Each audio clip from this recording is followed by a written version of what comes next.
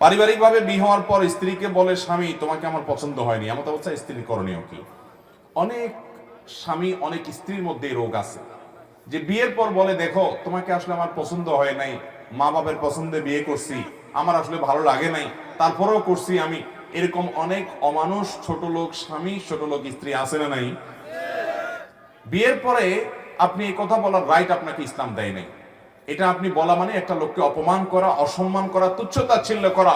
আল্লাহ বলেছেন ওয়াশিরুহুন্না বিল মারুফ, তোমরা তোমাদের বউদের সাথে স্ত্রীদের সাথে সুন্দরভাবে জীবন যাপন করবে। এটা সুন্দরভাবে জীবন যাপন হতে পারে না যে আপনি তাকে বললেন তোমাকে আমার পছন্দ হয় না তারপর আমি বিয়ে করছি। আপনাকে বিয়ে করতে বলছে কে? আপনার যদি অপছন্দ হয় আপনি তখনই বাধা দেওয়া দরকার ছিল। আপনি তখন বিয়ে করে এখন বলতেছেন আমার তোমাকে পছন্দ হয় নাই। এটা অবশ্যই একটি ন্যাক্কারজনক কাজ, গুনাহের কাজ, পাপের কাজ। এগুলোর কারণে আমাদের আমল বরবাদ হয়। আল্লাহ তাআলা আমাদের সবাইকে দাম্পত্য জীবনে সুখী হওয়ার জন্য এই সমস্ত ছোট লোকে পরিহার করার তৌফিক দান করুন। দাম্পত্য জীবনে সুখী হওয়ার জন্য দুইটা জিনিস লাগবে। কয়টা জিনিস ভাই? একটা হলো সবর আর একটা হলো শুকর। একটা হলো সবর আর একটা হলো আপনি যার সাথে জীবন যাপন করছেন, সংসার করছেন, তার কিছু ভুলভাল দেখছেন, সবর করবেন। ভালো কিছু পাইছেন, শুকর আদায় করবেন। এছাড়া আপনি কখনো দাম্পত্য জীবনে সুখী হতে পারবেন। আমার বিয়ের বয়স 11 বছর হয়েছে, কিন্তু আমার কোনো বাচ্চা হয় নাই। আমার শাশুড়ি কোনো কিছু নিয়ে ঝগড়া লাগলেই আমাকে এবং আমার স্বামীকে ভাঞ্জা আটকুরা বলে খোঁটা দেয় এবং বলে আল্লাহ যেন আমাদের কোনো সন্তান না দেয়, বদদোয়া করে। এমন অবস্থা আমাদের করণীয় কি? ভালো করে শুনে রাখেন। অনেক এলাকাতে এটা আছে যে কারো ছেলে মেয়ে না হলে তাকে আটকুরা, ভাঞ্জা, এটা সেটা আরো কি জানি বলে, এরকম বিভিন্ন কথা বলে। এটা এই গালিটা কাদের গালি জানেন? কোরআনে আল্লাহ তাআলা উল্লেখ করেছেন কাদের গালি? এটা কাফেরদের গালি। এই গালিটা কাদের গালি? কাফেররা। কাফেররা এই গালিটা কাকে দিত? আমাদের প্রিয় নবী সাল্লাল্লাহু আলাইহি সাল্লামকে বলতো। কেন বলতো? কারণ ওনার কোনো ছেলে বেঁচে ছিল না। বলতো তুমি নির্বংশ, তোমার বংশ নাই, তুমি মরে গেলে তোমার কোনো ছেলে সন্তান নাই, বংশ কিভাবে টিকবে? বংশের চেহারা ঘাড়ি কেন বাদ থেকে জ্বালাবে? নির্বংশ বলে গালি দিত আমাদের নবী সাল্লাল্লাহু আলাইহি সাল্লামকে। কারা? কাফেররা। আল্লাহ তাআলা সূরা ইন্না আতানাকাল কাউসারের মধ্যে জবাব দিয়েছেন, ইন্না আতাইনাকাল কাউসার ফাসাল্লি লিরাব্বিকা ওয়ানহার ইন্না শানিআকা। যারা আপনাকে নির্বংশ বলছে, ওরা বরং নির্বংশ। ওদের নাম নেয়ার মতো, ওদের বংশে চেরাগ জ্বালানোর মতো লোক দুনিয়াতে পাওয়া যাবে না। আবু জাহাল, আবু লাহাবদের নাম নেয়ার মতো দুনিয়াতে মানুষ আছে? ওদের 14 গোষ্ঠীদের যদি গালিগালাজ করে সারা দুনিয়ার মানুষ, একটা মানুষের চোখের পানি ফেলানোর মতো আছে? আর নবী করিম সাল্লাল্লাহু আলাইহি সাল্লামকে আল্লাহ রাব্বুল আলামিন এইভাবে তাকে জিইয়ে রেখেছেন, টিকিয়ে রেখেছেন যে তার সম্পর্কে কোনো কটু কথা বললে হাজার হাজার মানুষের হৃদয় রক্তক্ষরণ হয়। তাহলে তোমাদের ছেলে মেয়ে থেকেও তোমাদের অস্তিত্ব পৃথিবীতে টিকে নাই, কিন্তু তার ছেলে না থেকেও শুধুমাত্র কন্যা সন্তান বেঁচে ছিলেন।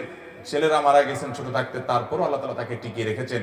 তাহলে কারো সন্তান না হলে, ছেলে না হলে, মেয়ে না হলে বা সন্তান না হলে তাকে আটকুরা বলা, ভাঞ্জা বলা, এটা বলা, সেটা বলা, বন্ধা বলা, নানা রকমের কটু কথা বলা, এটা কাফেরদের চরিত্র। কোন মুসলমান এটি করতে পারে? সন্তান না হওয়া কি কারোর হাতে? আল্লাহ কোরআনে বলেছেন, আল্লাহ তাআলা যাকে ইচ্ছা তাকে কন্যা সন্তান দেন, যাকে ইচ্ছা তাকে পুত্র সন্তান দেন, যাকে ইচ্ছা দুইটাই দেন, যাকে ইচ্ছা কোনোটাই দেন না। ওয়াজআলু মাইয়াশাউ আকিমা, যাকে ইচ্ছা তাকে আল্লাহ বন্ধা করেন। অতএব এটা সম্পূর্ণ আল্লাহর ফয়সালা। বিধায় এই ব্যাপারে কোনো কটু কথা বললে সে গুনাহগার হবে, কবিরা গুনাহ হবে। এই যে সূরা হুজরাতে আল্লাহ যে নিষেধ করেছেন, সে নিষেধাজ্ঞা লঙ্ঘনকারী হবে। আল্লাহ তাআলা আমাদের চরিত্রগুলো যেন সুন্দর হয় সেরকম মানুষ হওয়ার তৌফিক দান করুন। মুসলমানরা কখনো জুলুম করবে না, জুলুমের শিকার হতে পারে। মুসলমান কখনো জালিমের আসনে যাবে না। ব্যক্তিগত পর্যায়ে মুসলমান জালিম থাকতে পারে, সামষ্টিকভাবে, সামগ্রিকভাবে বিশ্ববাসীর উপরে জুলুম এটা ছড়িয়ে দিবে, জুলুমের স্টিম রোলার চালাবে মুসলমানরা সামষ্টিকভাবে। এটা কোনোদিন হয়নি, ইতিহাসে কোনোদিন হবেও না। অতএব যারা মনোবেদনা আছেন, কষ্টে আছেন, বিপদে আছেন, ভেঙে পড়েন যে এত বিপদ কেন, তারা নিজেদেরকে অনেক সময় মনে করেন যে আমি অপরাধী। না, এটা বরং সান্ত্বনার ব্যাপার। যে যত ইমানদার হবে তার জীবনে যত পরীক্ষা আসবে তার থেকে তত কষ্ট করতে হবে এবং কষ্টের মধ্য দিয়ে পার হতে হবে। ইমানদারের সাফল্য হলো যে যত কষ্টই হোক না কেন, একভাবে না একভাবে কষ্ট শেষ হবে। কোনোভাবে যদি শেষ না হয়, মৃত্যুর মাধ্যমে শেষ হবে। এরপরে যদি আল্লাহ তাআলা আমাকে জান্নাত অফার করেন, যে বান্দা তুমি অনেক কষ্ট করেছো, তোমাকে আমি জান্নাত অফার করছি, তাহলে আমার সারা জীবনের কষ্টের বিনিময়ে অনন্তকালের জান্নাত পেয়ে গেলে এটা নিশ্চয়ই লাভজনক ডিল। দুঃখ বা কষ্টে যখন থাকি তখন আমরা সাধারণত এই বিষয়গুলোকে এভাবে অনুভব করতে পারি না, একটু কষ্ট হয়। যখনই আমি দুঃখে পতিত হব, আমাদের নবীজির কথা স্মরণ করব যে তার চাইতে দুঃখে কেউ ছিল না, সবচেয়ে কষ্টে ছিলেন, কিন্তু তার চাইতে সাকসেসও পৃথিবীতে কেউ ছিল না। কি অর্থে সফল? ওই যে তার মিশনকে তিনি সবচেয়ে ভালোভাবে বাস্তবায়ন করেছেন। প্রথম এবং দ্বিতীয় বিশ্বযুদ্ধের মধ্যে 100 মিলিয়ন মানুষ হত্যা করতে হয়নি। তার আদর্শকে তিনি পৃথিবীতে অত্যন্ত চমৎকারভাবে প্রতিষ্ঠা করে গেছেন, সবচেয়ে শান্তিপূর্ণভাবে, সবচেয়ে কম মানুষের জীবনের মূল্যের বিনিময়ে।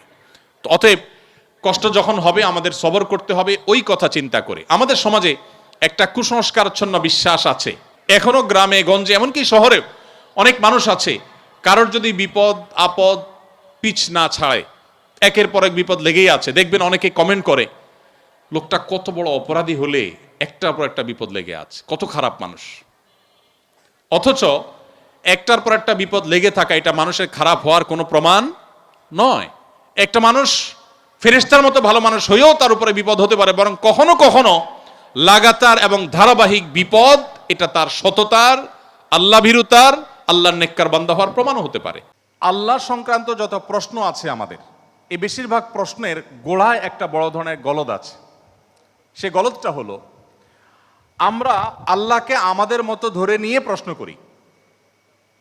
অর্থাৎ আমি আপনি সাধারণ মানুষ সৃষ্টি, আমাদের যে সীমাবদ্ধতা আছে, আমাদের যে জায়গাটা আছে, আল্লাহ রাব্বুল আলামিনকে সেই জায়গায় বিবেচনা করে আমরা প্রশ্ন করি। এটা হলো প্রশ্নের গোড়ায় গলদ।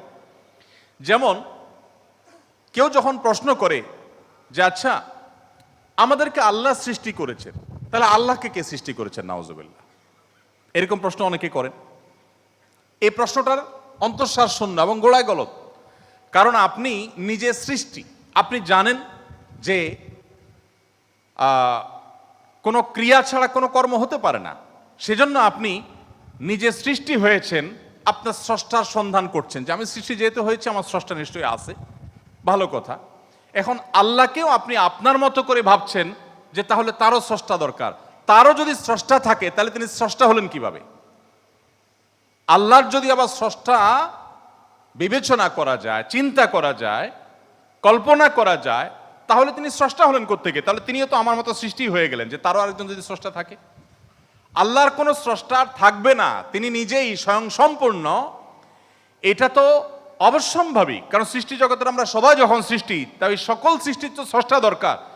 তো স্রষ্টার যদি আবার মনে করেন যে তার আবার সৃষ্টিকর্তাকে, তাহলে সেক্ষেত্রে তিনি স্রষ্টা হলেন কই? তাকে তো আপনি আপনার মতো করে ভাবছেন। তো এইরকম গোড়া